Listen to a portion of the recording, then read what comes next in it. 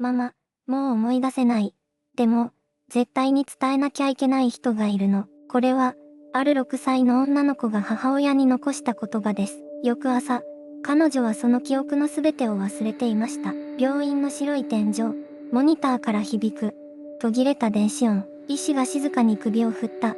その瞬間、魂は、どこへ向かうのでしょうか。世界中の研究者たちが、ある奇妙な現象に注目しています。それは、死の瞬間に関係した話ではありません。誕生の、その後に起きることです。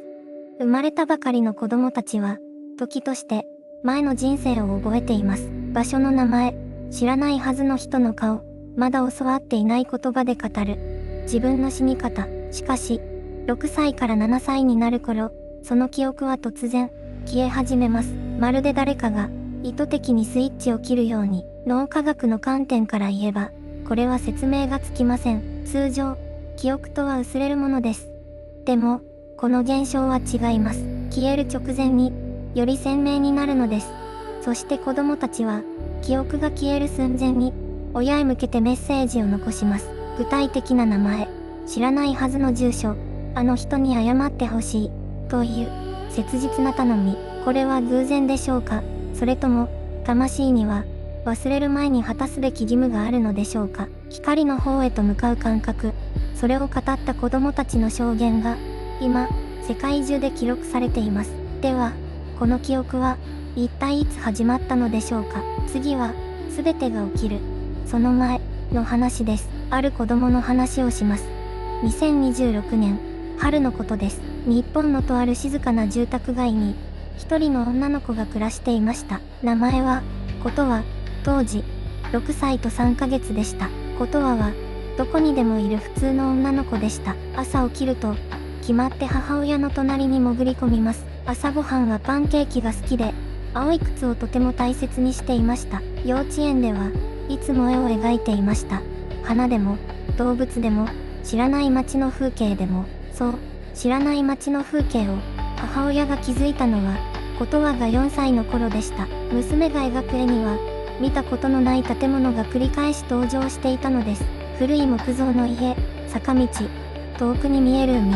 ことは、これどこの絵と聞くと、娘はさらりと答えました。昔住んでたところ、と、母親は笑って流しました。子供の想像力は豊かです。夢と現実の区別がつかないのは、よくあることだと思っていました。しかし、ことはやがてもっと具体的なことを口にするようになります。道の名前、隣に住んでいた老人の顔、その老人が、毎朝飲んでいた緑色のお茶の話まで。5歳になった冬、ことは母親に言いました。ねえ、お母さん、私ね、前のお母さんのことも好きだったよ。と、部屋に、しばらく沈黙が続きました。世界中の児童心理学者たちが、こうした現象を記録し始めています。6歳から7歳の間に、子供たちは突然、それまで語っていた記憶を失います。まるで、何かのスイッチが切れるように、そしてその直前に、ある子供たちは言葉を残します。大人には到底説明できない、具体的な言葉を。ことはもまた、その一人でした。記憶が消える、その日が近づいていました。これは、すべてが始まる前の話です。そして次に語るのは、意識が体を離れた、あの瞬間のことです。意識が、体から抜け出る、その瞬間を、あなたはどう想像しますか？医療の現場では、それを、臨死体験、と呼びます。しかし、子供たちが語る体験は、その言葉では到底収まりません。ことはが最初にそれを語ったのは、6歳の誕生日を迎えてすぐのことでした。夜中に突然、目を開けたのです。泣いてもいない、怖がってもいない。ただ、静かに、こう言いました。さっき、上から自分を見てた。母親は、夢を見たのだと思いました。しかしことは首を横に振りました。違う、夢じゃない。ちゃんと見えてた。お母さんが隣で寝てるのも、これは、ことはだけの話ではありません。世界中の児童心理学者たちが記録してきた証言の中に、同じ構造を持つ体験が、繰り返し登場します。体の外に出る。上から自分を見下ろす。そして、誰かの声が聞こえる。脳科学の観点から言えば、6歳の子供がこうした体験を、構成することは、ほぼ不可能です。海馬の発達段階を考えれば、自己と空間を分離して認識する能力は、まだ形成途中にあります。それでも、子供たちは語る。驚くほど、具体的に、医療従事者の目には、映らないものがある。機器が拾えない信号がある。そう示唆する記録が、静かに積み重なっています。ことはその夜、もう一つだけ言葉を残しました。声が言ってた。もうすぐ、全部忘れるよって、忘れる。その前に、何かが、確かにそこにあった。次に子供たちが見るのは、暗闇の向こうに広がる光、そして、一本のトンネルです。暗闇の中に、光がある。子供たちは、決まってそう言います。怖くはなかった。と、むしろ、懐かしかった。と、トンネルのような場所を通った時、遠くに、暖かい光が見えた時、そこには、誰かが待っていたと、子供たちは語ります。アメリカのバージニア大学が2025年に更新した研究記録の中に、こんな証言があります。当時5歳の男の子が、ある朝突然こう言いました。僕、昔おじいちゃんに会いに行ったことがある。その祖父は、その子が生まれる3年前に亡くなっていました。光の中にいたよ。すごくあったかかった。おじいちゃん、泣いてた。でも悲しい泣き方じゃなかった。母親は言葉を失いました。その祖父の名前も、顔も、息子に一度も教えたことがなかったのです。類似した記録は、世界中に存在します。日本、インド、イギリス、ブラジル、文化も言語も異なる子供たちが、ほぼ同じ構造の体験を語る。トンネル、光、そして、先に行った誰かとの再会。脳科学者はこう説明しようとします。幼児期の神経回路が生み出す、幻覚的なイメージだ。と、しかし、その説明には、一つの壁があります。なぜ、全員が同じ構造を語るのか、なぜ、会ったことのない人物の特徴を、正確に述べるのか。データは、沈黙します。ある女の子は、こう言い残しました。光の向こうには、終わりがない。でも、入ったら戻れないって、声が言ってた。だから帰ってきた。戻ってきた。という言葉、それが意味するものを、大人たちはまだ理解できていません。トンネルの向こうに何があるのか、光の先に、誰がいるのか、子供たちだけが、知っています。そして、7歳になる前に、全てを忘れていく。忘れる直前に残された言葉には、もう一つの共通点があります。それは、境界、という感覚です。ここと、そこでないどこかの、境目。子供たちはその線を、一度だけ越えたというのです。境界という言葉があります。こちら側と、あちら側を分ける。見えない線。子供たちはそれを、言葉で説明しようとします。ある5歳の女の子は、こう言いました。川があってね、渡ったら、戻れないの。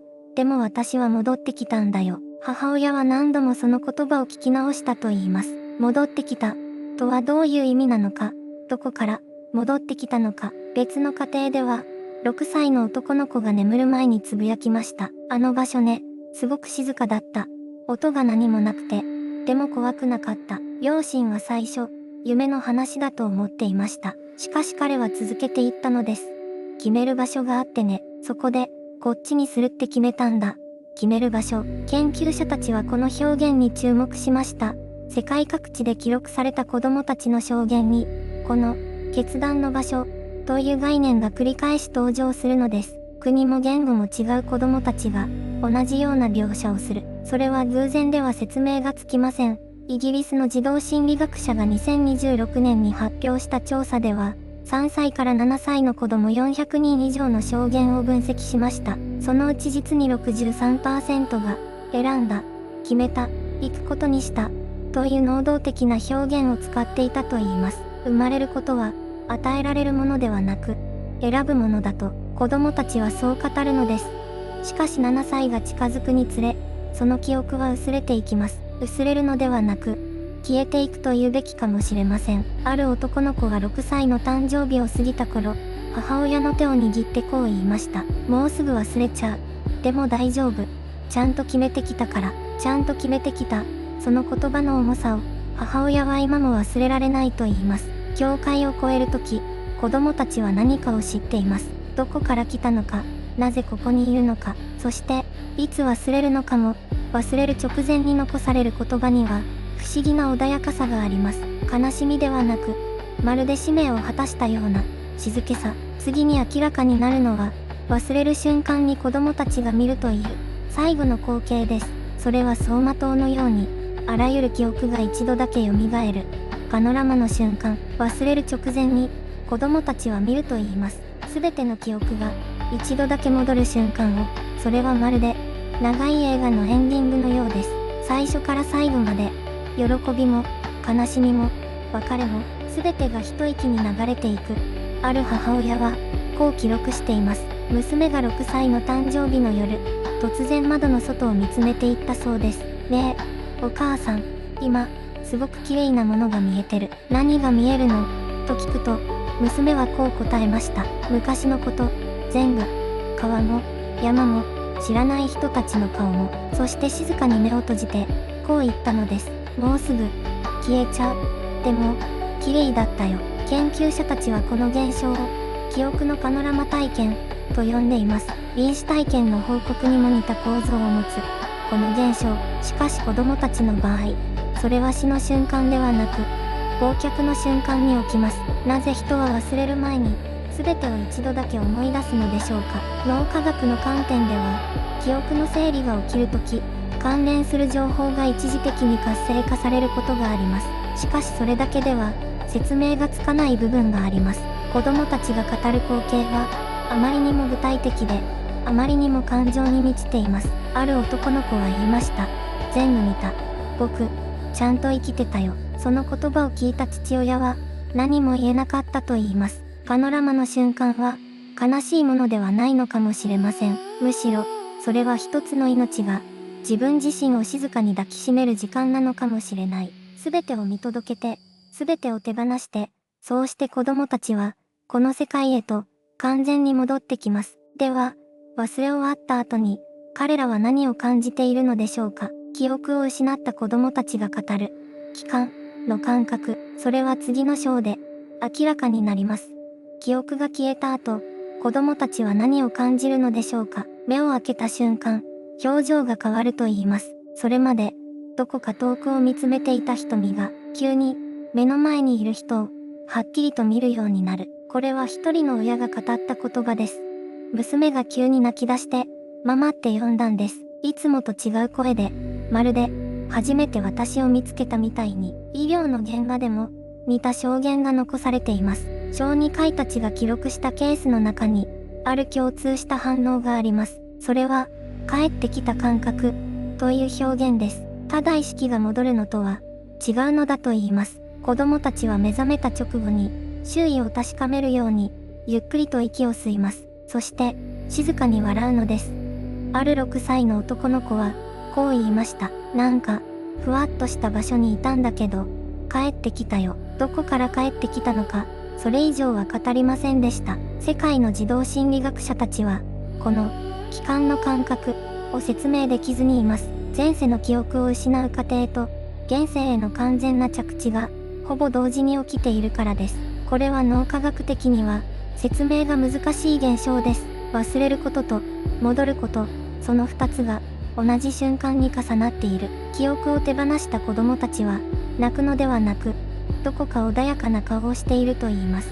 まるで、重いものをそっと置いてきたかのように、帰還とは、喪失ではないのかもしれません。むしろ、本当の自分のもとへ、ようやく戻ってくることなのかもしれない。そして帰ってきた子供たちには、もう一つの変化が訪れます。記憶が消えた後、彼らの性格や言動に、ある不思議な変化が現れ始めるのです。それが何を意味するのかは、次の章で明らかになります。記憶が消えた後、子供たちは変わります。ただ、その変化は、悲しみの色をしていませんでした。ある母親は、こう語っています。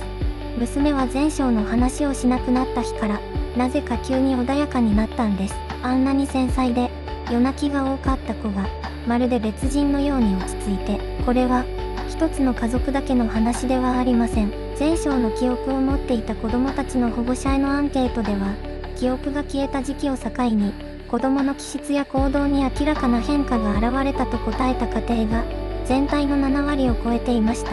その変化の内容は、実に様々です。過去への強い執着が薄れる。見知らぬ場所への恐怖が消える。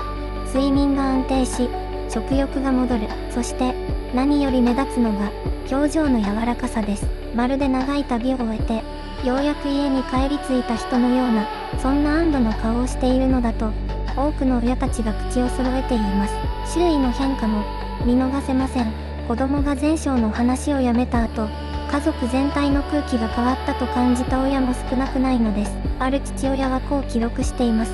息子が記憶の話をしなくなってから、家の中がどこか軽くなった気がした。重力が変わったような、不思議な感覚だった。これは単なる気のせいではないかもしれません。子供が何かを手放した時、家族もまた、一緒に何かを解放されているのかもしれない。記憶の消失は、終わりではなく、新しい始まりです。そして、その始まりには、科学的な視点から見ても、未だ説明のつかない謎が、静かに息づいています。脳科学者たちは、この現象を、意図的な忘却、と呼びます。しかし、幼い子供に、そのような意図が本当に宿るのでしょうか。それとも、もっと深いところで、何かが働いているのでしょうか。次の章では、科学と霊性、その2つの視点がこの謎に真正面からぶつかります。そこで見えてくるのは、どちらか一方の答えではなく、もしかすると、どちらでもある何かかもしれません。科学と霊性、